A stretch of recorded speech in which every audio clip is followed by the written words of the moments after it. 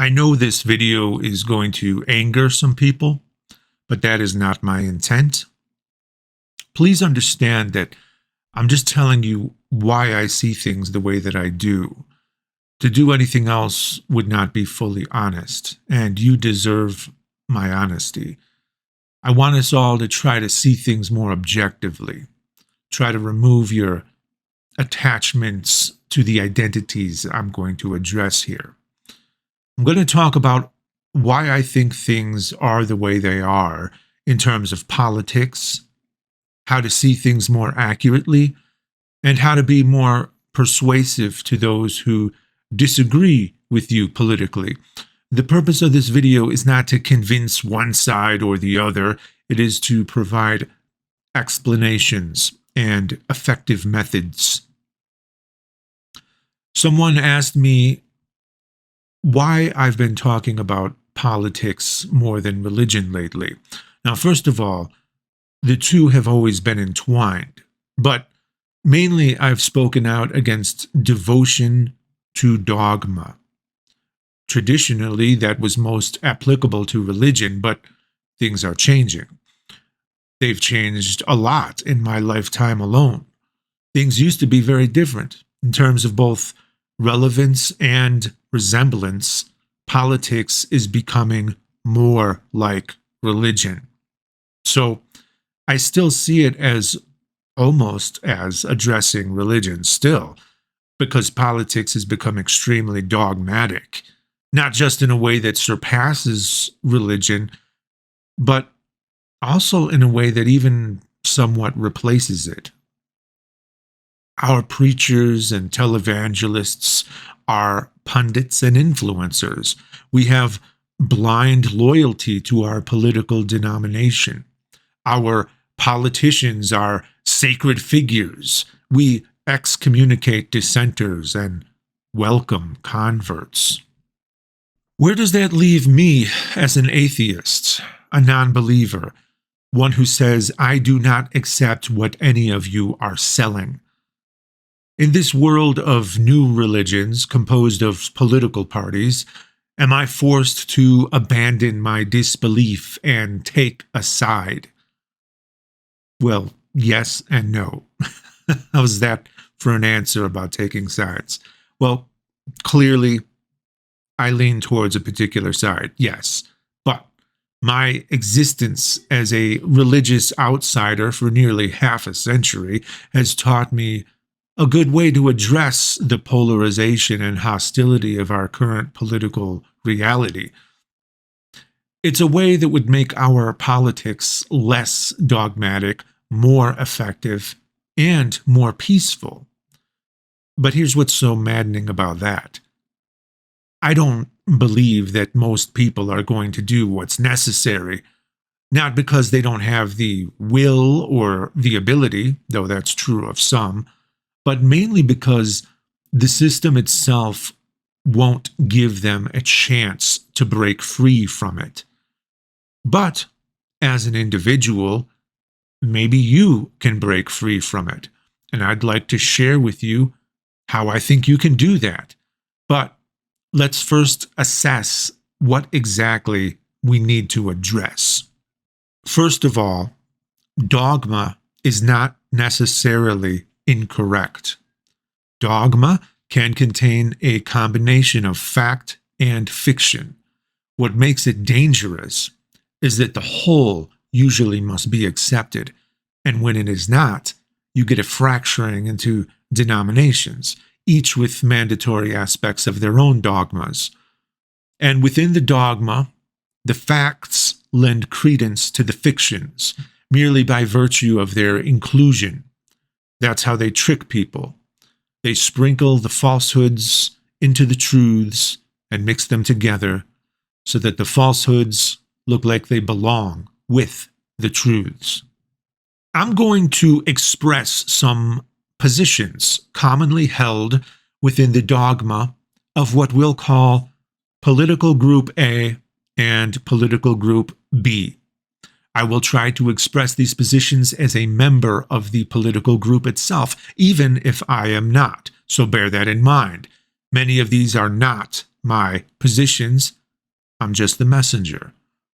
When I describe these political dogmas and make these statements, I want you to guess which political groups these are. There will be over 35 trillion possible combinations in the two lists I'm about to tell you.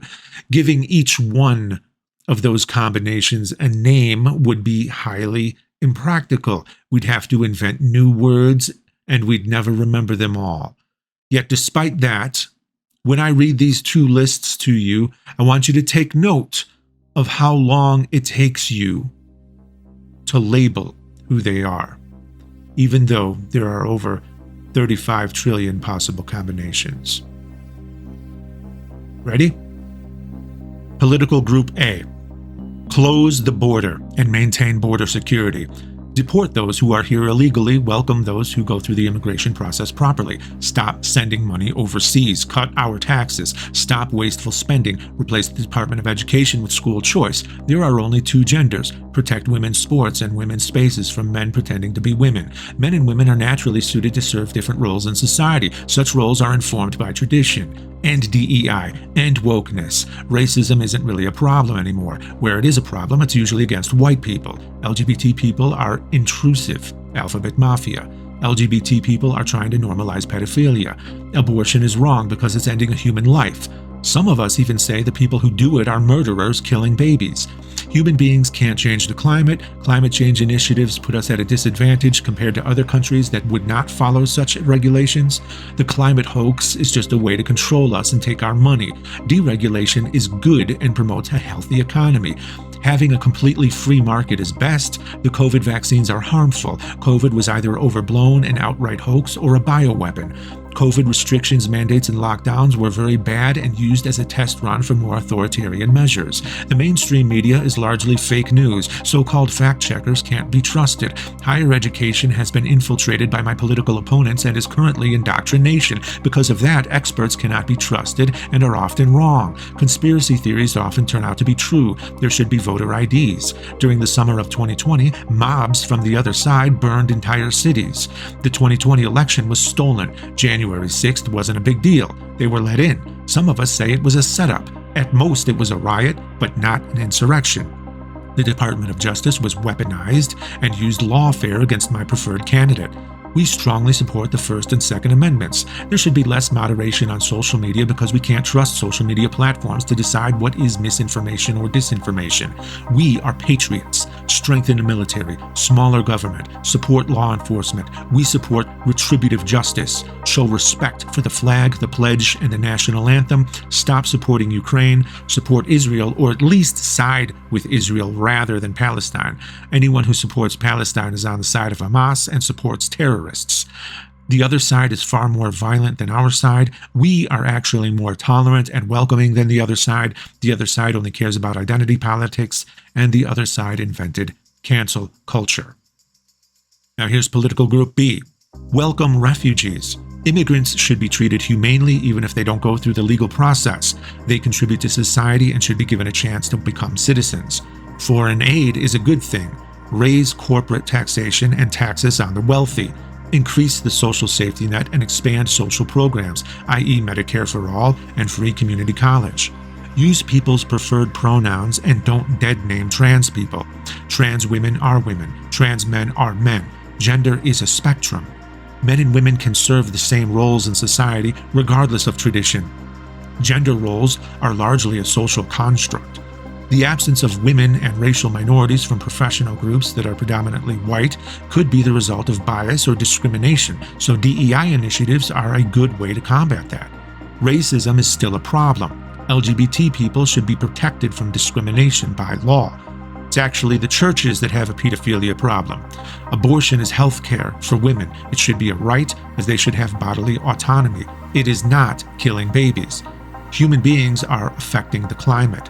Other countries are doing more than we are in regard to climate change, and the ones that are still polluting do so because of our outsourcing of factory labor. Corporations and governments need to take drastic measures to reduce our carbon footprint. Deregulation is bad for the environment and endangers the public. A completely free market leads to monopolies, which leads to business influence over the government and oligarchy. The COVID vaccines were helpful. COVID was mishandled, but could have been much worse, and proved that we would suffer extremely high casualties in a more significant pandemic because we would fail to heed proper precautions like lockdowns, masks, social distancing, etc., which should be respected. Much of the mainstream media is corrupt or partisan, but can be trustworthy depending upon the source, which makes fact-checking possible. Higher education is important and trustworthy. It favors our side because the facts are on our side. We should defer to experts. Conspiracy theories are usually laughable and ridiculous. Voting should be easier, not harder, and should have fewer obstacles. The 2020 election was not stolen. The summer of 2020 had mostly peaceful protests that were marred by police brutality and opportunistic looters and rioters who caused damage. January 6th was a very big deal. Some of us say that it was an insurrection instigated by the other side's candidate. It was an attempt to overturn the rightful election results. The main politician of the other side has committed many crimes, including sexual, business, and political, so he should be held accountable in the justice system just like everybody else would. Hate speech is not free speech. There needs to be more moderation on social media because misinformation and disinformation are huge problems. We support certain gun control regulations. America is deeply unjust. There's too much military spending. There's too much corruption in the police, and they need to be reformed. We support rehabilitative justice. Not respecting the flag, the pledge, or the national anthem are valid forms of protest. Keep supporting Ukraine. Support Palestine. Israel is committing genocide. The other side is far more violent than our side, and the other side is becoming extremely fascistic. I'm sure you can very easily guess which group is which. People on the right largely identify with Group A, and people on the left largely identify with Group B. You don't have to agree with everything in list A or B, but most people are going to agree with most items on one side or the other. That did not happen randomly. We don't blindly pull these positions out of a hat. They're sold to us. Our opinions on them are the result of experiences, upbringing, propaganda, intelligence, religion, friends, family, education, emotion, and even genetics. But the main reason they're a package deal for most people is that they're sold that way. In other words, if you know how a person feels about just one of these positions, especially one of the major ones, there's a very good chance that you can guess how they'd feel about the rest of them, despite the fact that you'd be guessing from a list of over 35 trillion possible combinations. It even comes down to the food you eat. Just knowing that someone is on a carnivore diet or a vegan diet gives you a high degree of certainty about which of these lists most likely resonates with them. What does that tell you? Well, that should tell you that this isn't totally organic. There's a lot of social engineering going on here. We don't have experience in all of these areas, so why do we have such strong opinions about them? Well, for many people, maybe even most people, a lot of these are topics that we would not normally care about, but they were given to us to care about. Some of us are only for certain things just because the other side is against them, and vice versa. Other people decided that these are important issues that we need to worry about and spend time fighting over. Some of them wouldn't even be issues if they weren't constantly presented to us as some sort of moral panic. So we've been manipulated in all kinds of ways, make no mistake about that. And these lists are absolutely subject to change as the propaganda changes and as we're given new jingling keys to fight over. These lose and gain relevance based on how much they mobilize the troops. They've changed quite a bit in my lifetime. For instance, here's some issues that I didn't put on there because I did not feel they were current or that the sides in support and against have become too blurred.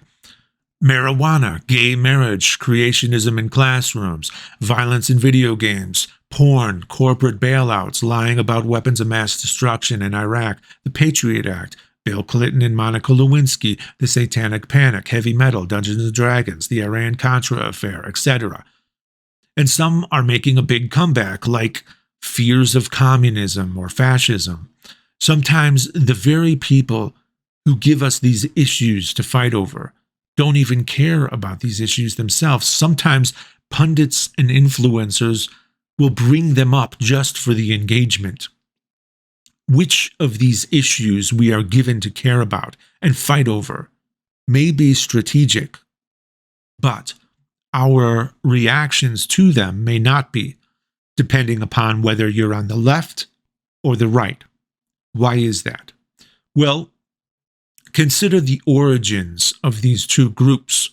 They've existed all throughout history as the eternal battle between those who resist change and those who push for change. One side sees human beings as largely dictated by nature, and the other side sees human beings as largely dictated by nurture. One side sees human nature as rigid and predictable, less likely to change, while the other side sees human nature as highly susceptible to social constructs, more likely to change. Both sides would probably agree that both are happening simultaneously, but they would disagree as to which is dominant in society. Whichever side you believe is more dominant, nature or nurture, will play a significant role in how you react to the different issues that are handed to us to fight over. That knowledge is valuable because it affects who chooses what to present us, depending upon which side they want to cause to feel angry, fearful, triumphant, etc. They use these issues to play upon our emotions in various ways. So it's a very valuable thing to know in order to manipulate the two sides. What is this knowledge? Well, think of how the two sides were named. Though the two opposing sides have always existed, we didn't always call them the left and the right. The idea of labeling the two sides, left and right, came from the French Revolution, specifically the seating arrangements of the French National Assembly. Now, obviously, many of the issues that concern us today did not even exist during the French Revolution, but the major ones still do, like drastic wealth inequality and political corruption. Why do we still call them the left and the right? Well, those who sat to the president's right were loyal to the traditional ways, namely religion, the Constitution, and the king. And those who sat to the president's left were supporters of revolution, of change from the old ways. They had no such allegiances to the old power. That's always the way it is with the right and the left. The right likes to swear allegiances, to make pledges and oaths of loyalty. That's why they care more about things like respecting the flag. The left was always more about raging against the machine, blasphemy, and why you'd be more likely to see them burning a flag. Essentially, the right side was more conservative and resisted change, while the left side was more progressive and pushed for change. That description of these political stances spread from France and became labels used by the rest of the world, at first as pejoratives, but then as just plain labels people accepted and adopted as part of their own identities. That translates into what we see now. Notice how the right and the left exhibit these patterns to this day. Even if the issues are different, the right is clearly conservative, resisting change, while the left is clearly progressive, pushing for change. Now, try to imagine the right as the brake pedal and the left as the gas pedal. Using that illustration, can we determine which side is correct and good and which side is bad and wrong? No. not any more than you could by saying that you should only drive with the gas pedal or only drive with the brake pedal.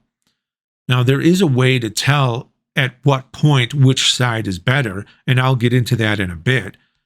But attitude toward change in general isn't it. If you only use the brake, you're never going to get anywhere, and if you only use the gas, you're eventually going to crash. Now, that doesn't mean that one side is more wrong than the other, and it doesn't even mean that being perfectly in the center is appropriate either. If you're on the open highway, you don't want to be riding the brake. And if you're in a traffic jam, you don't want to be speeding. But what if the situation is more dire, though? Well, if you're driving toward a cliff, you want to be able to use the brake. That doesn't imply that negative consequences are greater for the left, though, as some would have you believe. For instance, if you're trying to get out of the path of a hurricane or a tornado, you want to be able to use the gas. In other words, sometimes change is necessary to avert disaster. So the real question is, where are we now, and what should we be doing? Gas pedal or brake pedal? The answer to that question will be almost impossible for a great many people to accept, because they don't behave as if their politics are practical solutions to real problems, totally detached from their identities, but rather as the faithful to religious doctrine, blindly accepted and obeyed. That's a big problem that we face right now. Those issues I listed for each side are often used to signal you're one of the faithful, regardless of whether they're true. It's not a coincidence that the more religious side, the right, originated as the side in support of authority figures, namely the king and his relation to the rule of law, and that the less religious side rebelled against all of that in favor of more democratic representation. Perhaps that is why the religious right associates the left with Satan, the angel who rebelled against God himself, the ultimate authority figure which the religious right worships. It's also why the right and the left react very differently when Trump posts things like this.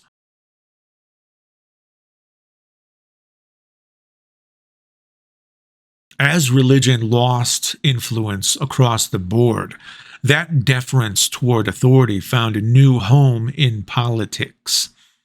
This is evident not only historically but also geographically, as countries that value authority figures tend to remain highly religious to this day. That is not an absolute rule, of course, as there have also been prominent authority figures in anti-religious societies, such as in China and Russia, but in those cases they were actively trying to replace religion inorganically, foolishly, and saw religion more as competition than falsehood. Those were misguided exceptions to the rule. There have been very many left-leaning countries since then, and none of them have been run by dictators. And today, in many of those issues I listed, China and Russia now actually resonate more with the right than the left. Some people on the right might use COVID as an example to argue that the left is actually authoritarian, because it was the left who wanted more draconian measures during COVID, which seems quite inconsistent with the left's anti-authoritarianism. While that's true, the cause for those measures and the resistance to them is actually quite consistent with the in-group and out-group preferences of both the left and the right. You may have recently been seeing memes with this heat map image attached, which is usually spread by people who don't understand what it means. You see, each circle represents what you care about, with the inner circle being your closest family, and the outer circle being all things in existence. As the circles get farther away from the center, they represent broader and more distant things. Many conservatives misunderstood the circles as priorities and took this to mean that liberals care more about strangers than their own families. But that's a terrible misreading of the study because it's not an either or. The outer circles include the inner circles. So when you pick an outer circle, you do so with the understanding that you are including your closest family and everything else within that circle you chose. So what these heat maps are actually saying is that conservatives care about fewer things than liberals. Specifically, they only care about things that are closest to them and that directly affect their own lives, whereas liberals concern themselves with things that affect not only themselves, but also things that will not directly affect them because they care about not only their families, but also strangers. That's why a conservative will often not be against a certain policy until it has a direct negative impact on their own life or the lives of their family members. That's why the face-eating leopards meme exists. And that's why I say the COVID restrictions and the resistance to them were consistent with both the left and the right, even though they may have seemed to have temporarily switched sides in terms of authority versus rebellion. And that is because the left is more likely to care about not spreading COVID to strangers, and the right is more likely to distrust the experts. It's also the reason deference to authority switches sides when it comes to regulation versus deregulation, as the left worries more about safety and the right worries more about ease of business and profit.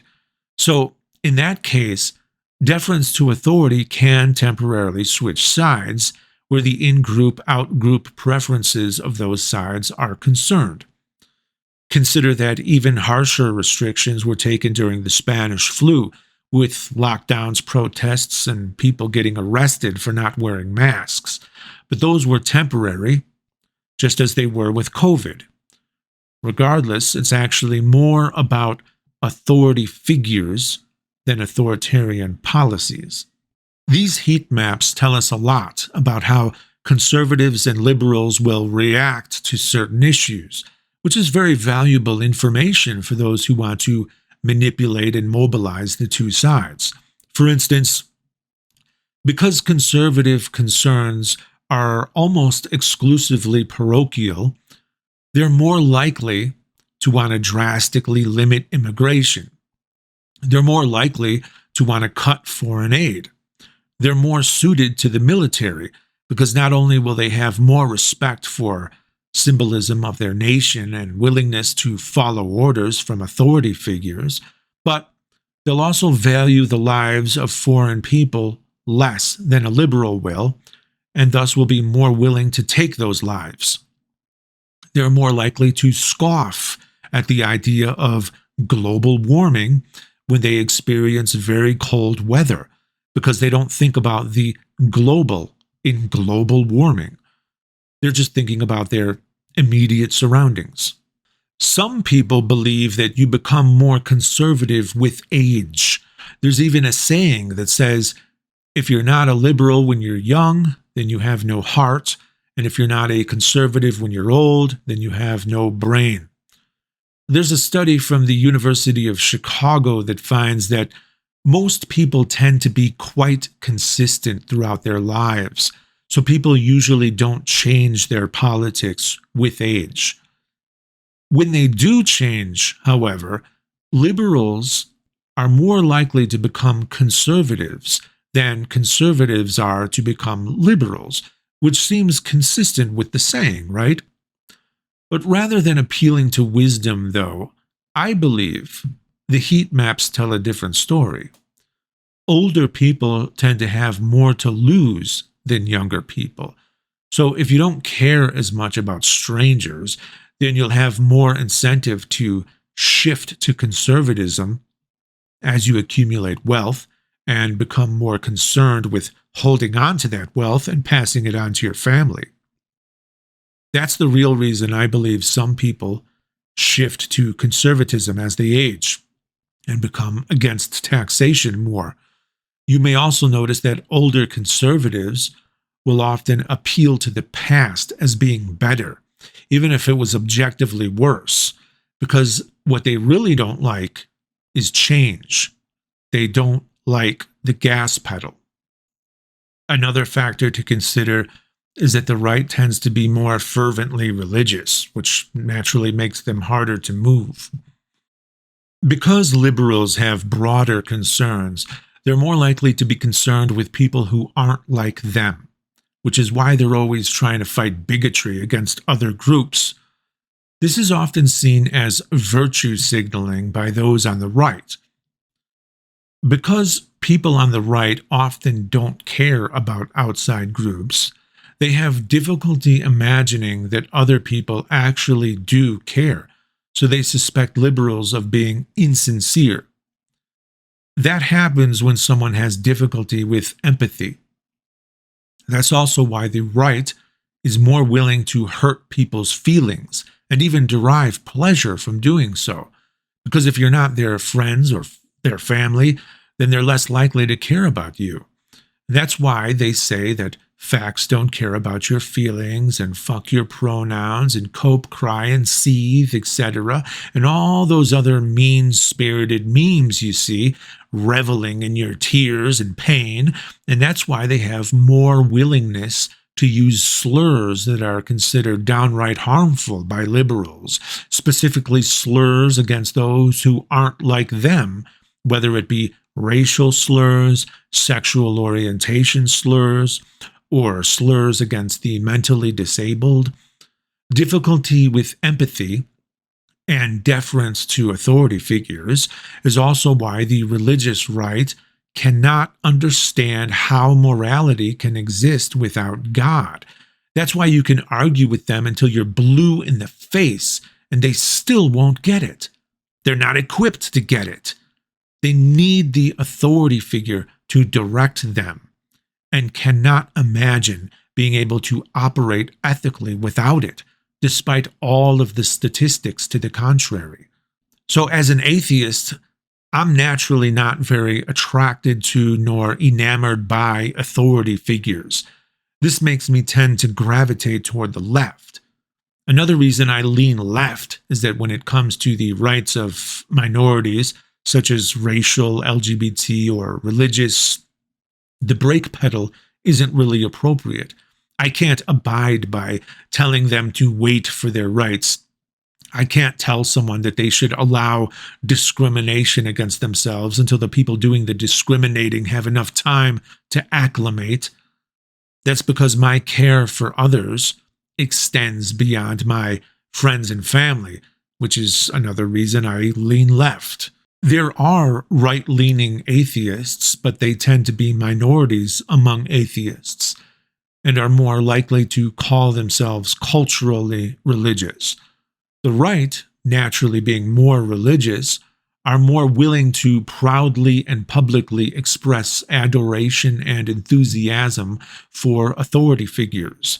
That's why the MAGA movement revolves around a man, a central authority figure, Trump, who is usually the one who dictates which issues the MAGA movement cares about at any given time.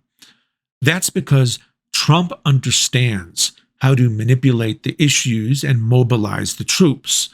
He is intimately familiar with how to outrage and frighten his own base. When Trump starts talking about it, MAGA starts talking about it. Even if it was not on their radar the day before, the moment Trump talks about it, they immediately integrate the issue so that it's on their radar. Their agenda is fully controlled by whatever Trump decides should be the talking points, with the recent inclusion of Elon Musk, another authority figure, as a controller of talking points. That's why Musk's acquisition of Twitter was such a powerful shift in political balance. Not because he's for free speech, he's definitely not. It's because he gets to control the narrative now. So when you're dealing with a person of the MAGA movement, you're essentially dealing with someone who is running on a program that was installed by Musk or Trump.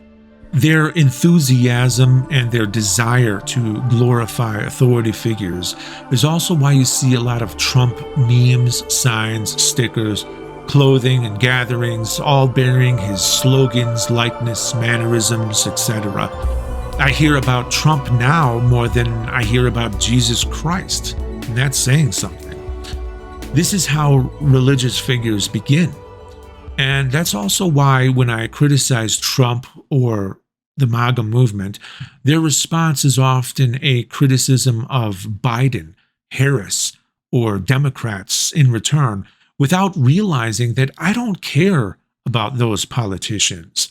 It's the same reason they thought it relevant that in 2020 there didn't seem to be as much enthusiasm for Biden, without realizing that the left treats politicians differently. Not to call Biden left, he isn't, but just as an alternative to the rightmost option. You can make fun of Biden, Harris, and the Democrats all you want, and it won't bother me one bit because I don't worship them and haven't made them a part of my identity. The reason a lot of MAGA people respond to me that way, I believe, is because they assume that I think the way they do, and that I treat those politicians as quasi-sacred figures in my mind, the way they treat Trump. If Trump is their guy, then Biden must be mine, so make fun of Biden. It's simple black and white thinking. Biden is the opposite of Trump. No, I'll make fun of Biden too. I don't care. I'm not even a Democrat. I've always been registered as an independent my whole life. But that black and white thinking is highly religious. It's like choosing God or Satan, heaven or hell, good or evil. If you're not with me, then you're against me. It's even expressed in the way the two sides see gender differently, one side as a binary and the other side as a spectrum.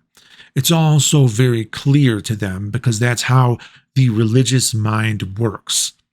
In terms of politics, the truth is that there's some white on one end and some black on the other end, and a whole lot of gray area in between.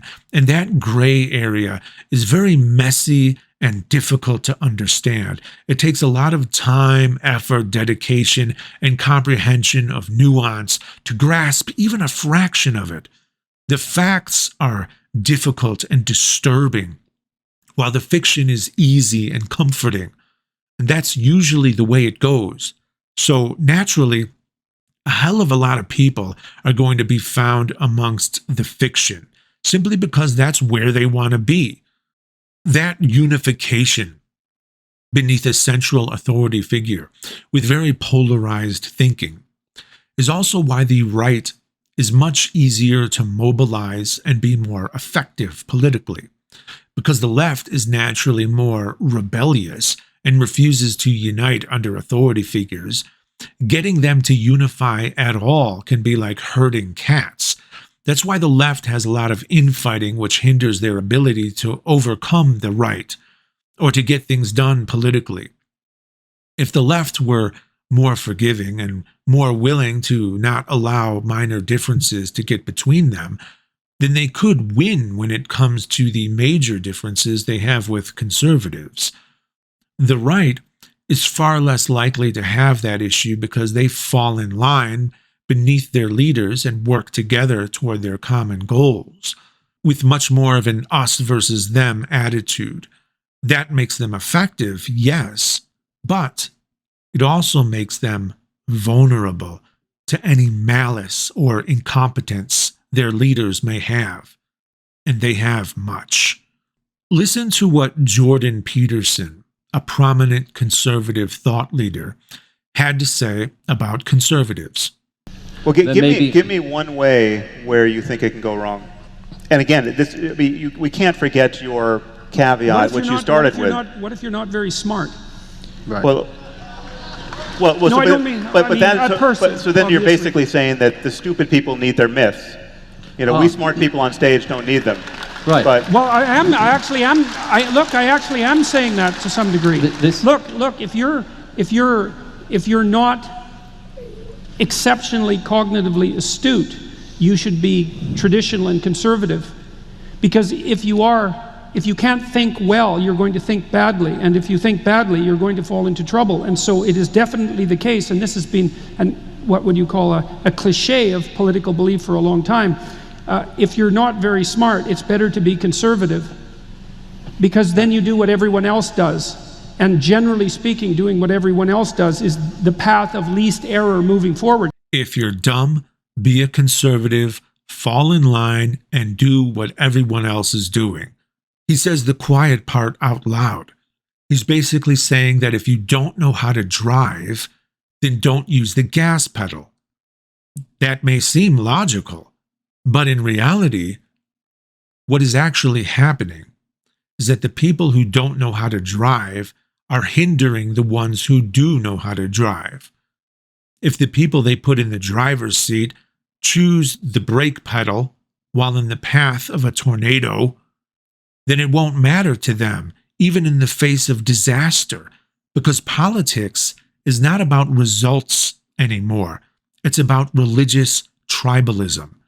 People are willing to endure hardship and tear the country apart as long as they get to win, and as long as they get to humiliate their enemies. Back when politics was less of a matter for the common folk, back when they had less say, when they were ruled by kings and emperors, religion thrived. Why? Because they could appeal to God when they could not appeal to their government. Even God himself was referred to as a king.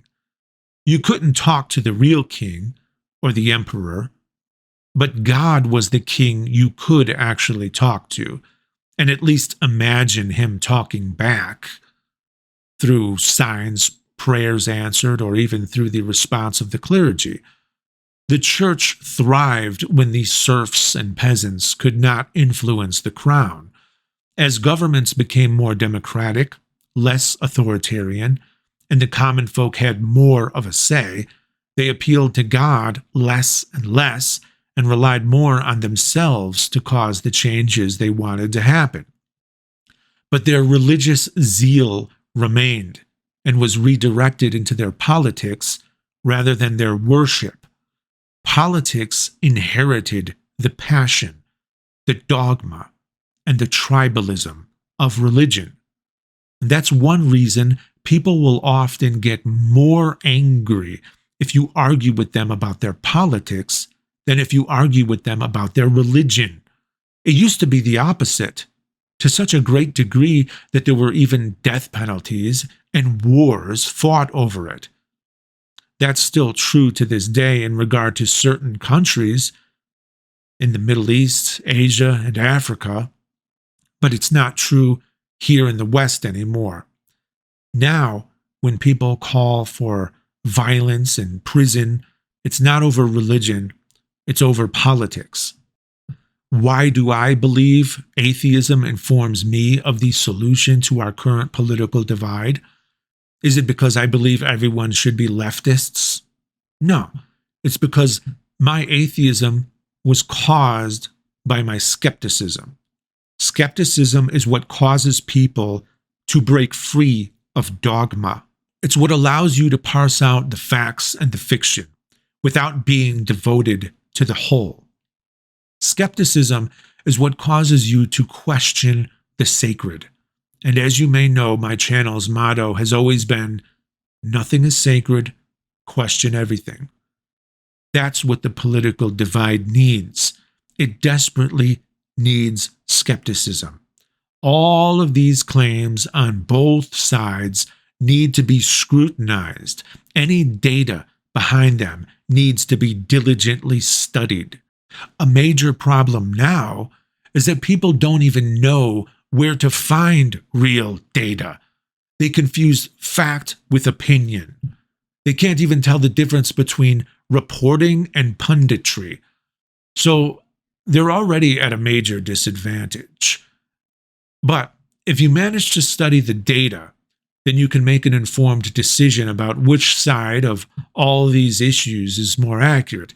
Even then, it won't be so cut and dry because there will be instances in which philosophy plays a greater role than data. Philosophy requires vast amounts of mental effort and dedication, which a lot of people are either incapable of or unwilling to do. That is why, even though the solution exists, the problem will persist. That's one of the main reasons I'm not hopeful. Falsehood has too many advantages over the truth, so we will always be misled. But that's not an excuse for you. I encourage you to do what I've always done, and that is to not just go along with what everyone else is doing. Treat politics more like a scientist and less like a priest. That includes scrutinizing your own side as well. So question everything. That's 1. 2, get out of any echo chambers. One of the things that makes a religion successful is its ability to shut out other religions, other ideas, other perspectives, and explanations. So don't do that to yourself. In fact, learn how to argue your opponent's position better than even they can. 3, embrace the gray. Things are rarely perfectly black or white. Things usually exist within that messy gray area. So question everything, get out of your echo chamber, and embrace the gray area. What troubles me, though, is that maybe there can be no real equivalent to atheism in politics. Everyone becomes part of a religion, whether they want to or not. Every time I open my mouth, I'm either a sinner or a saint to someone's politics. Even rejecting the dogma can be a dogma. But even though we are essentially forced into these new religions, we don't have to treat them like religions. And maybe that can be our way out. That won't be easy, though. Both religion and politics share a lot of DNA, meaning, identity, a moral compass, and a tribe to rally behind. Political rallies are looking more like revivals with chants, symbolism, and messianic leaders. A lot of those issues I listed are seen as sacred or gospel truth. And they're not minor things to people. They're treated as having end times-like consequences. Everything seems to have an existential stake now. Political identity now outstrips religious affiliation in shaping how people see the world. And just think how hard it is for people to change their religions. That being said, there are ways to change people's minds, but it's complicated because the two sides usually require very different methods of persuasion. You have to understand their motives, priorities, and values. A conservative will care more about 10 American soldiers dying than 10,000 foreign civilians dying. Many of them will even proudly admit that. If you want to convince a right-winger that something is bad, you should not describe how it's hurting other people. You should describe how it will hurt them. They're typically not going to care if you tell them sob stories about a bunch of people losing their jobs, for instance. Instead, tell them how that will affect the economy, which will directly affect their life. Use anecdotes rather than statistics. I've noticed that anecdotes work better on conservatives than statistics because in many cases they don't even trust statistics. While trying to convince them, you should avoid the blame game when it comes to their authority figures, such as Trump, because that's sort of like insulting Jesus to a Christian. It's just going to cause them to put up walls against you. You'll be dismissed as having TDS, Trump derangement syndrome. which is their firewall, a thought-terminating cliche designed to protect their programming. Instead, refer to the consequences.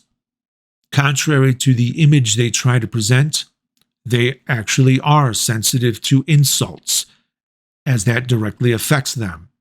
So try to refrain from that if you want to be persuasive to a singular person with whom you're arguing, though insults can still have persuasive effects to an audience watching the debate if done in an intelligent way and not in a petty, angry way.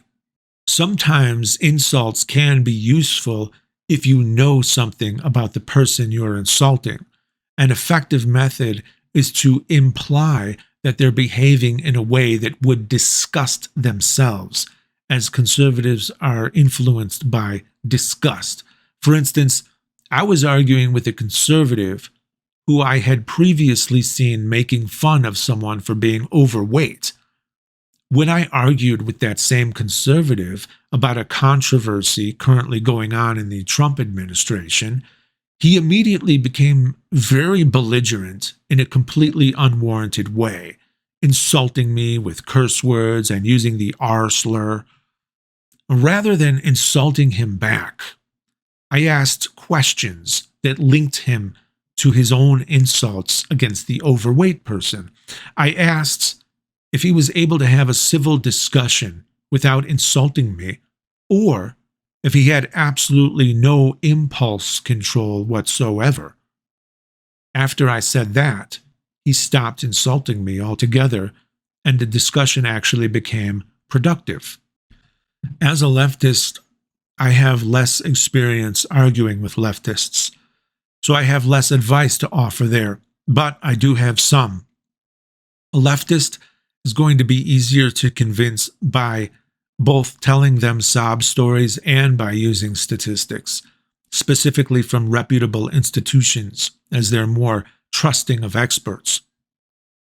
You could appeal to how something is going to affect them personally, but you can also convince them by appealing to how something they advocate is negatively affecting others who are not like them, because the last thing a leftist wants is to be unjust against other demographics or the less fortunate. It might help to appeal to the leftists' sense of rebellion too. If you're trying to convince them of a certain policy, tell them how it will shake up the status quo, or conversely, tell them how they are actually upholding the status quo by not supporting the policy. Appeal to their desire to change things. Give them an optimistic vision of the future rather than appealing to an idealistic version of the past. And it does no good to attack anyone you perceive as a leftist authority figure. Don't even bother. They don't care. Don't appeal to tradition, symbolism, national pride, or anything like that when trying to sway a leftist. Instead, appeal to change and appeal to negative impacts against other demographics and the less fortunate. Though politics is replacing a lot of the practical aspects of religion, it isn't going to fully replace it altogether, because politics remains free of the metaphysical answers people seek. That is, until perhaps it becomes truly cult-like and political figures are perceived in supernatural ways. And that may seem ridiculous, but many Christians have believed that God installs all world leaders and even does things like deflect an assassin's bullet.